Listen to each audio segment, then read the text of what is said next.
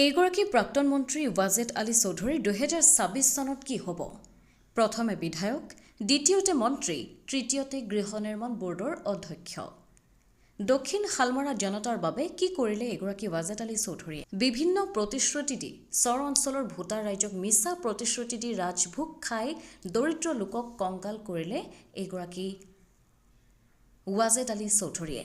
এইবাৰৰ 2026 চনৰ ৱাজেদ আলী চৌধুৰীৰ নৱগঠিত বৰশিং জৰুৱা বন্দীহানা সমষ্টিত পৰাজয় নিশ্চিত। কেৱল সমষ্টিত চলিছে নুৰুল হক মোল্লা।